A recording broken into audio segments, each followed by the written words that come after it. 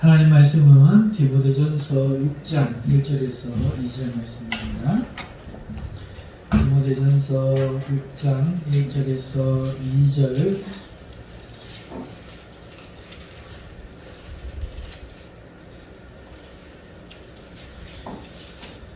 디모데전서 6장 1절에서 2절 같이 찾으시며 읽겠습니다. 오늘 1절과 2절은 1절에서는 세상에서요 남의 아래에 살아가는 성도들에게 권하는 말씀이죠. 2절은 상반절에 보면은 세상에서의 그 상전이 동시에 교회 안에서 형제인 성도들에게 권하는 말씀입니다. 그리고 2절 하반부에는 바울 사도가 디모데에게 바로 이것을 가르치고 권면할 필요성에 대해서 언급하고 있는 것이죠. 자, 그러면은 그 내용에 들어가서 보면은 먼저 1절에서 세상에서 삶의 멍에를 맨 이 살기 위해서 내가 그 어떤 구조 속에 멍에 속에 들어가서 그 멍에를 맨, 그래서 그 멍에에 종된 성도는요 세상에 믿지 않는 그 상전, 믿지 않는 사람이라 할지라도 그 상전을 마땅히 공경할 자로 알아야 한다 하는 것이 첫 번째 말씀이고, 그리고 이렇게 하는 것은 그것이 절대적인 법칙이어서가 아니라 하나님의 이름과 교훈이 비방받지 않게 하기 위해서 그렇게 해야 된다 하는 그 이유를 밝혀놓고 있습니다. 그리고 2절에서 세상에 멍에를 맨 그 멍에의 주인이 다행히 믿는 형제일 때는 어떻게 해야 되는가? 형제라고 가볍게 여기지 말아야 한다는 것이 첫 번째요. 더 잘 섬겨야 된다. 세상 사람, 세상 상전보다 더 잘 섬겨야 한다. 그리고 이런 마음을 가져야 된다. 내가 잘 섬겨서 유익을 받는 그 상전이 믿는 자이기 때문에, 그리고 하나님께 사랑을 받는 자이기 때문에, 우리가 또 사랑하는 자이기 때문에 더욱 그리해야 된다. 이렇게 말씀을 전하고 있습니다. 그러면서 바로 이러한 내용들을 오늘 디모데에게 바울은 이것들을 교회의 성도들에게 가르치고 권하라 이렇게 지금 말씀하고 있는 것입니다. 오늘 내용은 이런데요. 성도들이 이 세상에서 먹고 살기 위해서 일을 해야 됩니다. 그런데 이 세상에는 이미 기득권자가 있지요. 털을 잡아놓고 살아가는 사람들이 있습니다. 우리 성도들은 아무도 홀로 개척해서 살 수 있는 능력을 갖지 못합니다. 아무도 없을 때야 돌을 깨가지고 돌도끼를 만들어가지고 쫓아가서 토끼도 때려잡고 이렇게 하면 되겠지만, 요즘 누가 그렇게 삽니까? 이 세상의 구조 속에서 우리는 어딘가에 들어가서 그들이 만들어 놓은 시스템 속에 그 시스템을 내 삶의 멍에를 쥐고 살아간다는 거죠. 멍에를 진다는 것은 종이 된다 그런 얘기예요. 어쩔 수 없이 우리는 그렇게 해야만 됩니다. 그것이 우리 삶의 방식인 거죠. 자, 그런데 이때 두 가지 경우가 있습니다. 첫 번째 경우는 믿지 않는 사람이 그 멍에의 주인의 경우가 있고, 또 한 경우는 믿는 사람이 그 멍에의 주인인 경우가 있다는 것입니다. 자, 먼저 우리가 믿지 않는 사람을 상전, 그러니까 나의 윗사람, 내가 명령을 들어야 될 사람, 내가 일을 해주고 돈을 받아야 될 사람, 오늘 현대적인 용어로 말해서 나는 노동자, 나를 고용한 사업주, 이 사업주가 믿지 않는 사람일 경우에 대해서 먼저 우리가 살펴보면요, 이런 경우는 참 많죠. 이런 경우에 문제가 생기기 참 쉽습니다. 안 믿는 사람하고 일하기가 참 어려워요. 왜 그런가 하니까 삶의 가치와 방향이 다르기 때문이죠. 첫째요, 수준이 차이가 나요. 수준이 차이가 나요. 우리는 사랑이라는 시공한 가치관 속에서 살지만요, 세상 주인들은요, 고용하는 그 사람을 통해서 이용하여 이득을 얻으려고 사람을 고용하는 겁니다. 그러니까 그 사람 마음속에는 그 사람이 어떤 인품을 가지고 어떤 사상을 훌륭하게 말한다고 해도 그 본질은 이 사람을 통해서 손해보려고 하는 것이 아니라 경제적인 이득을 보기 위해서 고용한다는 것이죠. 그러니까 여기에서 무슨 지고지순한 사람을 찾고 인류애를 찾고 하는 것은 참 어려운 겁니다. 그러다 보니까 순전히 경제적인 그런 관점 속에서 돌아가야 되고 투자 대비 더 많은 이득을 얻으려고 하는 시스템 속에 우리는 있을 수밖에 없는 것이죠.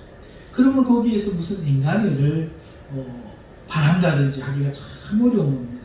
그러니까 인간이 이것밖에 되지 않는가 하는 이런 갈등이 믿는 사람은 생길 수밖에 없어요. 왜? 예수님의 그 크신 사랑과 그 은혜를 경험해서 우리의 사상이 비약적으로 발전하고 변해버린 우리는 지고지순한 가치들을 알기 때문에 그런 겁니다. 그러나 불행히 내가 고용주이면 괜찮은데 내가 고용당한 신분으로 살아가기 때문에 그걸 어떻게 마음대로 바꾸거나 그 사람을 비난할 수가 없다는 것입니다. 그럼에도 불구하고 그런 것을 감수하고 그 사람이 나를 통해서 더 많은 이익을 얻으면서도 나에게는 조금만의 어떤 그 대가를 지불하려고 하는 이러한 상황을 받아들이고 수용할 수밖에 없는 그런 갈등이 있다는 것이죠. 두 번째 갈등은 뭐가 있느냐 하면은 분명히 서로가 필요해서 계약하는 관계 속에서 하는 겁니다. 아무리 돈이 있고 사업장을 차렸다고 해도 일할 사람 없으면 자기는 할 수가 없죠. 그래서 나는 노동을 제공하고 자신은 거기에 대한 급여를 주려고 계약한 관계임에도 불구하고 어떻게 된 일인지 신분적으로 아랫사람으로 대한다는 거예요. 이 약한 사람들은 자기보다 나은 사람도 나이가 많은 사람도 아랫사람으로 대합니다. 이게 얼마나 어처구니가 없는가 하면은 아파트 경비원을 30, 40대 젊은이가 두들겨 패고 욕을 하는 그런 것만 봐도 알 수 있는 거죠. 60대가 넘은 그 경비원을 그렇게 대하는 것은 천하게 보는 겁니다. 이런 일이 비일비재합니다. 직장의 사장이 아니고 단지 나보다 먼저 들어와서 신분적으로 나의 그 상사로 있는 사람도 이럴 경우는 허다하다는 것입니다. 절대로 그런 굴복 계약서를 쓴 적도 없고 내가 사장하고는 계약을 했더라도 나의 지위로서의 상사에 있는 사람과는 그런 계약을 일절한 적도 없고 또 그렇게 한다고 해서 그 어떤 보수나 보상이 주어지지 않음에도 불구하고 이런 일들은 비일비재하게 일어난다는 것이죠. 아랫사람으로 보는 겁니다. 심지어 이런 말도 있습니다. 못난 사람 나이가 됐습니다. 네 몇 살이고? 묻는 말의 저희 속에는 대부분 자기를 높이려고 하는 못나서 그 나이 말고는 어른일 수 있는 높은 사람일 수 있는 것이 아무것도 없기 때문에 나이로 그 다른 사람을 먼저 평가하려고 하는 그런 본능이 들어있다고 합니다. 이렇게 타락한 사람이 본능이기 때문에 자기가 돈을 줄 때는 아랫사람을 보고 인격을 무시하고 이래라 저래라 말을 놓고 굉장히 불편한 그런 관계를 당연하게 요구한다는 것입니다. 심지어 이거는 부부 사이에도 적용이 되어서요. 일하는 남편들이 집에서 일하는 부인에게 월급을 갖다 주면서 마치 큰 소리를 치고 마치 자기가 돈을 주는 것 마냥 그렇게 대한 그 세월이 우리나라만 해도 수백 년, 수천 년은 모르겠고 수백 년 이상 적어도 우리가 아는 역사 속에 그렇게 살아왔지 않습니까? 요즘은 바뀌어가지고 아내가 일을 하고 남편이 집에서 생활을 하고 들어오면 돈을 준다고 아내가 오히려 더 큰 소리 치고 마치 취미생활을 하기 위해서 무언가를 좀 얻어내려고 하면 큰 선심성이냐 이런 모든 것들이 이 타락한 마음의 심성에서 나는데 이게 기본 베이스다 보니까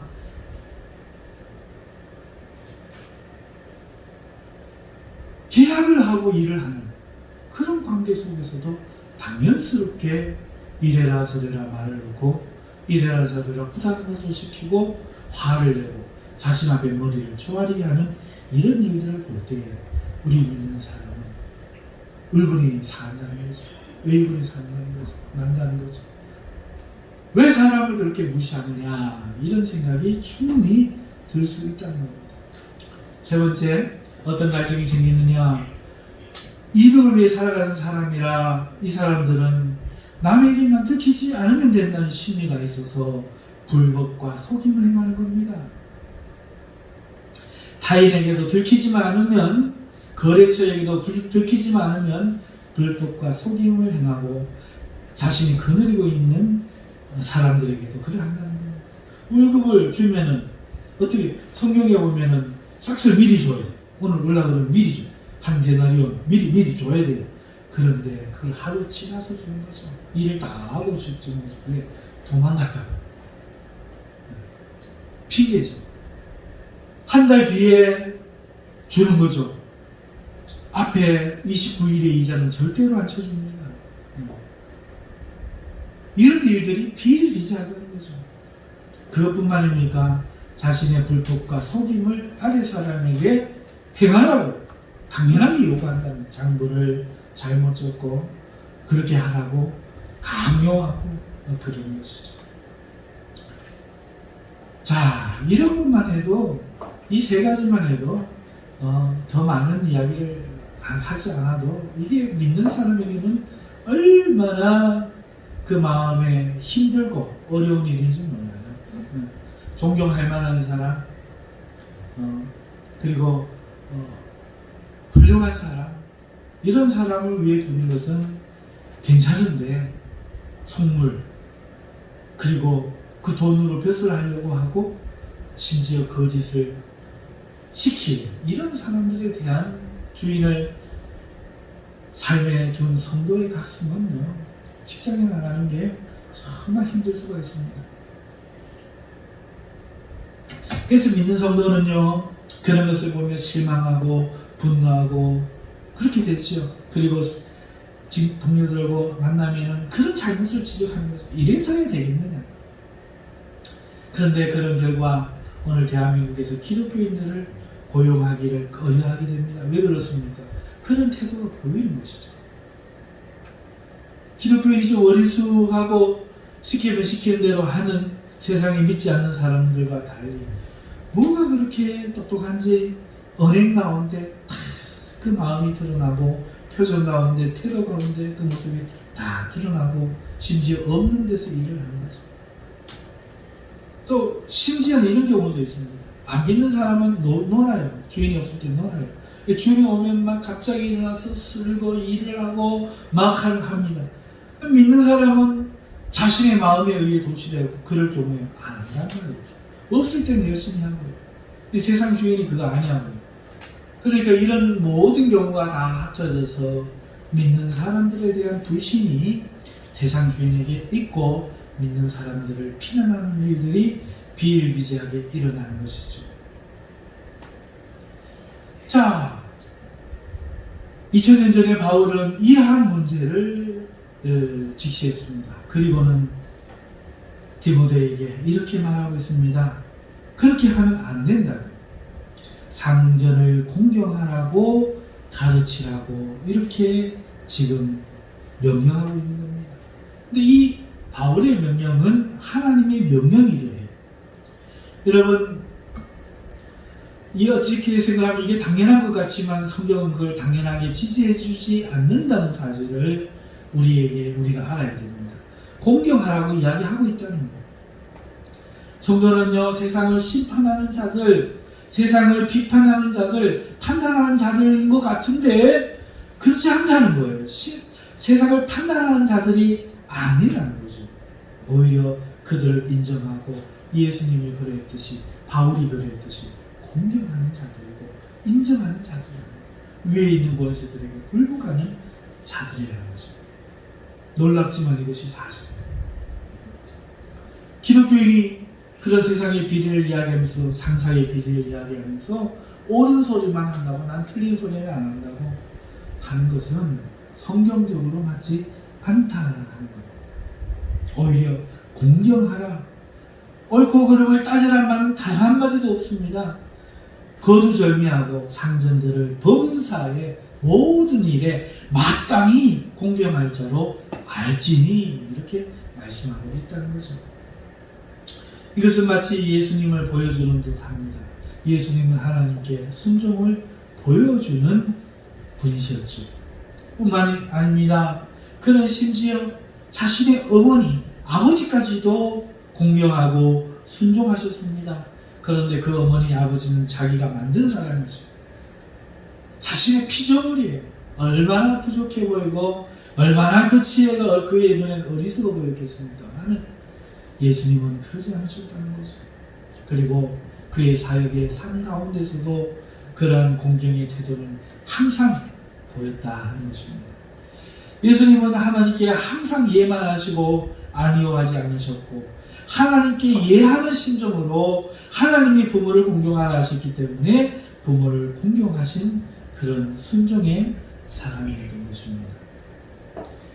자, 그러므로 오늘 예수님께서 바울을 통하여 성령을 통해서 내 상전을 마땅히 공경할 자로 범사에 공경하라 라고 하였기 때문에 오늘 우리는 거기에 먼저 순종하는 사람들이야. 이것이 진짜 믿음이다 말하는 것입니다. 예수님을 그리스도로 인식하는 정도, 이걸 자꾸 현대교회에서는 믿음이라고 이야기하는데 그건 기본이고, 그러나 여러분 귀신이 하나님 한 분인 줄 바르게 인식하고 벌벌 떤다고 구원받는 거 보셨고 죄사함 받는 거 보셨습니까? 그렇지 않습니다. 여러분 지금 토트넘이라는 구단이 우리 국내에 들어와 오늘이네요. 이 시간쯤 할는지 모르겠네요. 14일입니까? 13일입니까? 한국 K리그 대표팀하고 지금 평가전을 하고 있을 텐데 맞지? 예배 빨리 마치고 가야 되네. 누가 물었다. 내가 그렇다고. 이 콘테가 선수들을 장악하기 위해서 네 선수를 떼놓고 이제 눈 밖에 난 거죠. 테스트를 합니다. 말도 안 되는 훈련이라는 명목으로 합니다. 여러분 거기에는요 개인이나 손흥민처럼 구토를 하고 쓰러지면서까지 순종한 사람이 있지만 체력이 안 된다는 이유로 그 어떻다는 이유로 부상이라는 이유로 빠지는 사람들이 발생하는데 제가 만나 안 만나 지켜보십시오. 그 사람들 초반에 주면 안 됩니다. 그거 일려질 때까지 죽으라면 죽을 각오가 되기까지 이 팀을 장악하기 위해서 콘테는 노력할 겁니다. 그리고 그 명령이 운동장에서 뛰어라고 할 때 그 더운 그 눈에 보이지 않는 포탄이 날아다니고 있는 전쟁터와 같은 그 상대팀과의 그 경쟁 속에 한 걸음 더 뛰게 하고 몸을 한 번 더 날리게 하는 그것이 승리를 가져오는 것을 알기 때문에 그렇게 한다는 거죠. 하나님 나라에도 그런 사람만 필요합니다. 논리적 아무 도움이 안 됩니다. 하나님이 그러신 줄 아는 거 아무런 도움이 안 됩니다. 차라리 바보가 되고 차라리 모르는 게 낫어요. 하고 가는 그 사람, 그게 바로 믿음입니다. 예수님이 시켰으면 하는 겁니다. 그 사람이 세상 사람이라고, 그 사람이 그렇게 비인격적이고 자신의 사상 철학을 훌륭하게 이야기해놓고는 그 모든 것이 자기를 잘 보이기 위한 그저 가만히 있을 거짓말에 불과하고 나를 키워주겠다, 이끌어주겠다 한 그 모든 것이 그저 충성을 요구하기 위한 거짓부름이라 할지라도 범사에 공경하라는 것이 하나님 명령이고 옳고 그름을 따지라는 것은 마귀가 시키는 거죠. 마귀는 처음부터 그랬습니다. 하와에게 와서 아담에게 와서 묻죠. 네 하나님이 정말 에덴 동산에 있는 모든 과실을 먹지 말라 하시더냐. 아니야. 동산 중앙에 있는 저 선악과 아니다. 먹으면 너희 눈이 밝아져 하나님처럼 될 것이다. 그걸 아시기 때문입니다. 여러분 선악과는 선과 악, 옳고 그름을 알게 하는 나무였습니다. 옳고 그름을 정하시는 분은 하나님이십니다. 그런데 아니다. 왜 그런 사람의 삶에 굴복하고 사느냐? 일어서라, 분개해라. 그리고 옳고 그름을 정하는 것은 너희가 되어야 된다. 이게 마귀의 가르침이었고 오늘날 공산주의의 가르침입니다. 그리고 그 이후로 사람들은 옳고 그름의 멍에 대해서 고부간에 옳고 그르고 부자간에 옳고 그르고 부부간에 옳고 그르고 친구간에 옳고 그르고 목사와 장로간에 옳고 그르고 늘 옳고 그름의 싸움만 하고 있다는 사실을 우리는 알아요. 그리고 그들은 모두 지옥에 떨어져. 하나님에 대해서 옳고 그름을 말하지 않고 오직 순종을 이야기하셨던 예수님만, 그리고 그 예수님처럼 오직 예만 하고 아닌 건 아니라고 말하는 그 그리스도인들만 천국 백성으로 그 믿음의 길을 가고 있는 것입니다. 하나님을 한 분인 줄 인식하는 것, 예수가 그리스도를 인식하는 것, 그거는 믿음이 아닙니다. 믿음에 대한 기본 전제 지식일 뿐입니다. 아유, 인간인지라 다 어떻게 하겠습니까? 예, 그래서 지옥하지. 감정 있는 사람, 예, 그래서 지옥 갑니다. 하나님 말씀합니다. 예, 아니면 묻습니다. 콘대가 그렇게 자기의 팀을 장악하는 것처럼 하나님은 오늘도 그렇게 부모님을 둬서 자녀를 장악하고 그 자녀를 장악하지 못하는 자를 장로로 세우지 말라, 이렇게 이야기하시고, 그리고 교회도 마찬가지입니다. 교회의 지도자를 하나님이 세우시고 그 지도자에게 장악되지 않는 사람들, 믿음이 없는 염소들인 것이죠. 부모를 공경하지 않는 자가 하나님을 공경할 수 없는 것처럼 하나님이 세운 종을 인정할 줄 모르고 자기의 고집을 내세우는 자가 하나님을 공경할 수가 없는 것입니다. 상대가 나보다 나아서 공경하는 것이 아닙니다. 오늘 이 현실 또한, 오늘 이 경계, 이 범주, 이 시대의 경계에 오늘 이런 사회적 위치 또한 하나님이 다스리고 계심을 인정하는 것이죠. 그래서 그리스도의 법은 항상 순종에 있고 자기를 낮추는 것에 있는 것입니다. 그렇게 오늘 우리는 남 밑에 있는 법을 강요받고 있습니다. 하나님을 위해서. 선배라도 형이라도 보기 싫은 상전이라도 당장에 모든 것에 불법이 아니고 주의 명령과 위배되지만 않는다면 그것은 우리가 당연히 순종해야 될 일이며, 그러한 그를 무시하거나 멸시하거나 비판하지 말고 공경하는 태도와 마음가짐을 가져라. 남 밑에 있는 법을 배우라 하는 것이 명령인 것입니다. 그리고 이런 사람이 후에 남을 다스릴 장로도 될 수 있는 것입니다. 예수님은 자신이 하나님이셨지만 자기를 낮추어 이 땅에 오셨고, 그리고 모든 죄인보다 못하게 되셨습니다. 하지만 하나님은 그런 예수님을 높이셨습니다. 오늘 우리도 우리를 낮추고 주님의 명령 때문에 세상에 우리가 생각하기에는 비판할 것이 많은 그런 사람들일지라도 공경하는 마음을 가진다면 하나님은 우리를 높여 주실 줄로 믿습니다. 이런 모습을 모두가 하고 갈 때에 세상의 그 주인도 정말 눈이 있다면 이 사람의 인품과 능력이 자신보다 못해서가 아니라 그럼에도 불구하고 자신을 낮추고 충성하고 자기를 높이는 이 모습을 보게 되고 그러한 기독교인들을 반드시 칭찬하게 되는 것입니다. 이걸 위해 그렇게 하라는 것이죠. 자, 이것이 첫 번째 말씀입니다. 두 번째 말씀은 우리가 세상에 있어 일을 할 때에 때로는 그 같은 교회의 형제나 아니면 다른 교회라도 하나님의 형제인 사람이 상전이 되는 경우가 있다는 겁니다. 여러분 참 웃긴 것은 왜 반대로 하는지 모르겠어요. 가까우면 더 예의를 취해야 되죠. 혼영이랑 저랑 2살 차이가 난다고 칩시다. 너 몇 살이니? 18, 나 20. 말 높게. 그 다음부터는 이래라 저래라. 가까워지면 더 잘해줘야 되는데 가깝다는 이유로, 안다는 이유로 더 잘 못하는 게 사람이죠. 남의 부인에게는 예의를 차리고 남의 부인에게는 잘해줘도 자기 부인에게 못하는 것이 사람의 마음이죠. 여러분, 그렇기 때문에 이런 일이 우리 형제 사이로 일어난다는 겁니다. 자신의 교회의 장로님이 사장님이고 거기에 취직을 했을 때 안다는 이유로 내가 여기서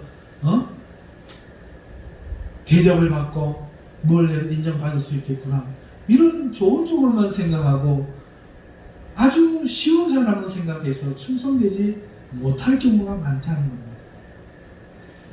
여러분, 하나님의 사람이건 아니건 알든 모르든 심지어 아버지 일이라 할지라도 일하는 사람은 주인의 이익을 도모해야 된다는 이 본분이 있는데, 이것을 잊고 오히려 자신이 주인의 얼마나 한 이익을 끼쳤는가 이런 것만을 생각하게 된다는 거예요.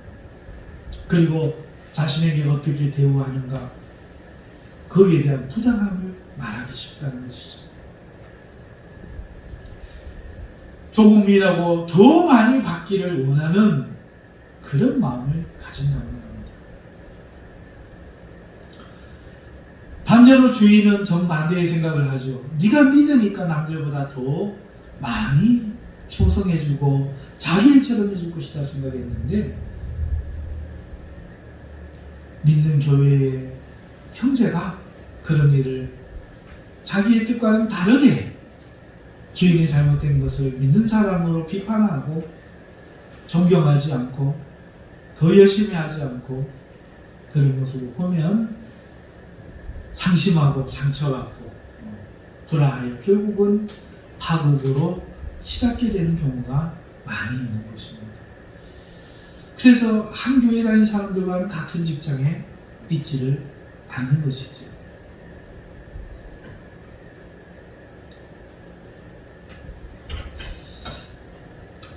그런 믿는 상전을 둔 성도에게 하나님은 말씀합니다. 더 잘 섬겨야 된다라고 말씀하고 있습니다. 여러분, 더 잘 섬겨야 한다는 뜻은요, 아이고 형님, 아이고 사장님, 이렇게 자신을 그 사람의 아랫사람으로 두라는 그런 신분적인 이야기가 아닙니다. 왜 일을 합니까? 그 사람에게 이득을 돌리기 위함이다. 이 경우에 잘 섬겨야 된다는 것은 더 많은 이익을 돌아가게 하라는 뜻입니다. 이익을 받는 그 주인이 믿는 자이기 때문이고 사랑을 받는 자이기 때문에 오히려 더 기쁨으로 하는 것이 맞다 하는 것이죠. 사랑을 한다면 사랑하는 사람에게 좋은 것 주는 것, 그것이 바로 기쁨이 되지 않습니다. 오늘 내가 그를 형제로 생각한다면 내가 수고해서 애쓰고 땀방을 흘려서 더 많은 이익을 끼치는 것을 기쁨으로 생각할 텐데, 반대가 돼서 적게 일하고도 많은 대가를 바란다면 그것은 바른 마음이 아니다 하는 것입니다. 여기에는 없지만 이것을 바꾸어서 이야기한다면 상정된 그 주인은, 믿는 사람은 형제가 남보다 더 큰 이익을 가져다 줄 때 그 가치를 알아주고 인정하고 그리고 거기에 걸맞는 보상도 할 줄 알아야 한다는 것이죠. 그런데 이걸 이야기를 바꿔서 하는 거죠. 일하는 사람은 더 이익을 주지 않고 더 많은 보상을 해야 되지 않느냐라고 말하고, 주인은 반대로 더 많은 이익을 줘야 되지 않느냐 이렇게 이야기하는 거죠. 마치 율법과 같습니다. 이에는 이, 눈에는 눈, 그것이 율법의 정신입니다. give and take, 황금률이라고 합니다. 네가 선지자로서 남에게, 그러니까 쉽게 말하면 우리나라로 치면 선생님으로 대접을 받고 싶으면 그 사람을 선생님으로 대접하라는 것이죠. 그래야 그 사람도 선생님으로 나를 대접하지, 내가 거지 취급해라 놓고는 나는 선생님 대접받으려고 하면 그 사람이 때리지 않겠습니까? 율법의 이는 이, 이에는 이, 눈에는 눈이라고 하는 것은 이를 하나 빼면 이 한 개가 빠져야 하니 이를 빼지 말라는 뜻이거든요. 반대로 네 이를 뺐으니 너 이 갖다 대라, 보복법으로 생각을 해버린다는 거죠. 이 일이 일어나는 겁니다. 형제, 내가 일을 할 때, 멍에를 메었을 때 난 이익을 끼쳐줘야 되는 사람이니까 내가 계약한 그 급여만 받으면 되는 거예요. 그리고 10배를 남겼건 20배를 남겼건 주인을 기쁘게 하는 종이 되면 되는 겁니다. 하나님이 기쁘시게 할 줄 알고 그 하나님이 그를 사랑하는 줄을 믿기 때문에 그 사람이 부자가 되는 것을 기쁨으로 축하하면서 거기에 내가 도움이 되는 것을 바라보면서 좋아하면서 이걸 이야기해야 되는데도 불구하고 이 이야기를 반대로 한다는 것이죠. 주인은 조금이라도 내가 더 보상을 많이 해줘야지, 서럽지 않게 해줘야지, 형제는 더 챙겨줘야지 하는데 주인이 가져야 될 마음을 이 종이 이야기를 하고 종이 가져야 될 마음을 주인이 요구한다는 거죠. 주인에게 그거밖에 하지 못하겠느냐? 믿는 사람이 그래서 되겠느냐? 항상 우리는 이렇게 남의 이야기를 자기 이야기로 하는 겁니다. 결국은 이 모든 문제가 나라는 것 때문이죠.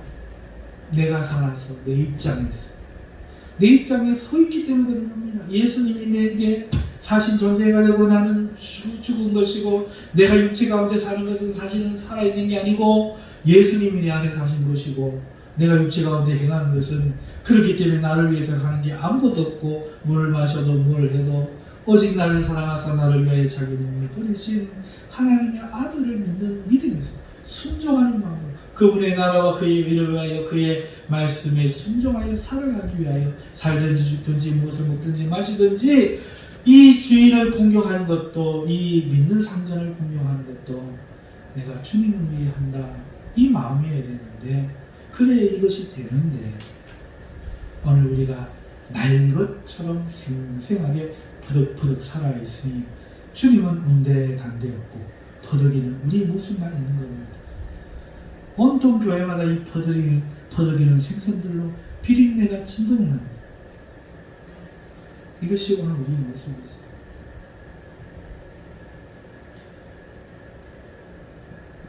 그러므로 예수님을 믿는 것은 자기를 부인하고 자기를 죽이는 십자가를 지고 걸어가는 이 걸음에서부터 시작하는 것입니다.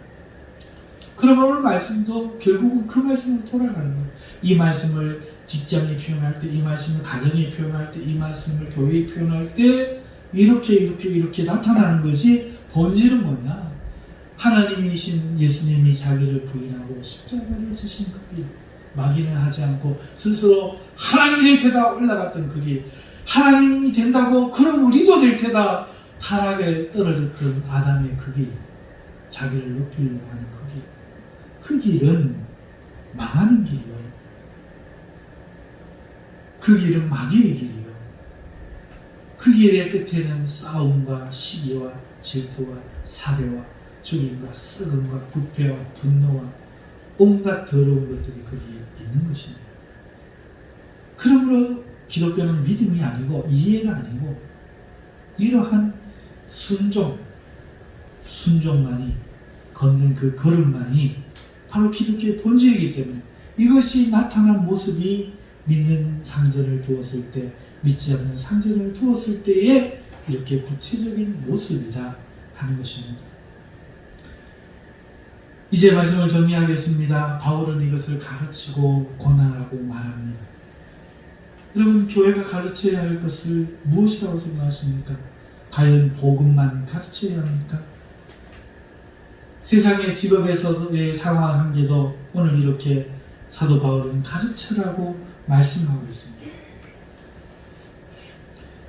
그리고 성경에는 그 외에 이 복음 본질이